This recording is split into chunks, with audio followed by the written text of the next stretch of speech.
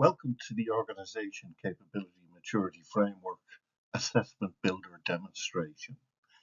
In this demonstration, we'll show you how easy it is to configure and run a capability maturity triage or diagnostic assessment using any one of the four reference models underpinned by Unitary Developmental Theory. We'll now go to the video slide. We will now create or configure a diagnostic assessment by selecting the Create Diagnostic Assessment. The process is exactly the same for triage assessments. So let's create a diagnostic assessment by pressing on the button. The next key step then is to select the relevant reference model we wish to do the assessment against. In our demonstration, we're going to select the Collaboration Maturity Index.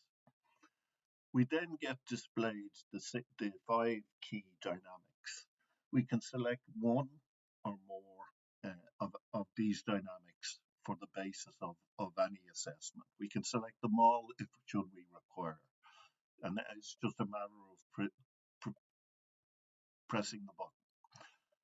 In this example, I'm just going to select the integration as, for example, for setup. We're then taken to this page. Each individual assessment should be allocated a unique description that resonates with the stakeholders and allows for differentiating the same or similar assessments that may be run with different groups or at different times. So let me just put that in here, individual. So we've set a name, individual assessment unique. We're then allowed to provide a short description. This description is presented at the heading of every survey that recipients or participants receive. And normally it elaborates on the assessment title. So I'm just for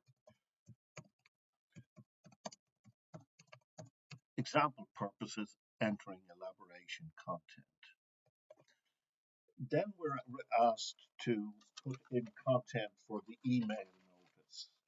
Now, each email that a participant receives or a reviewer receives will have boilerplate content. That content will be guidance on how to understand and answer the questions in the assessment survey. However, it's also very useful to allow participants gain an understanding of what the context of the assessment is and why they've been invited to participate, and perhaps how they'll be included in any analysis or presented with any results. So we'll just put in here context just for the sake of the demonstration rather than put a lot of content in typing. Finally, we can put an expiration date, and that's the last day we're allowing or accepting submissions. This is an optional item. We'll put in the 29th of December, just for example. And finally, for those reviewers who are not participants but who can access the report, we need the secure access, so we need to put a password on the report.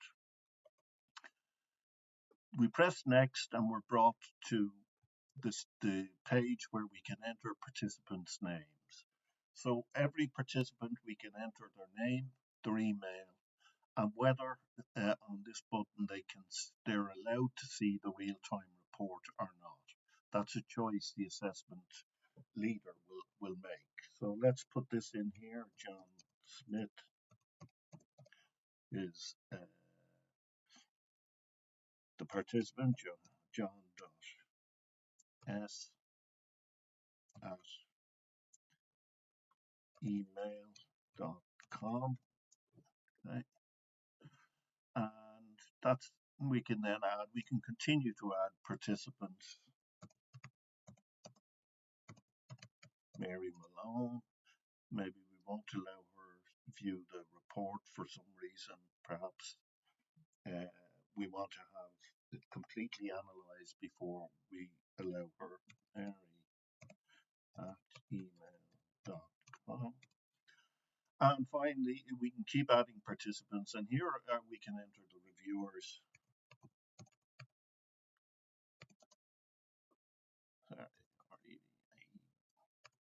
Reviewer.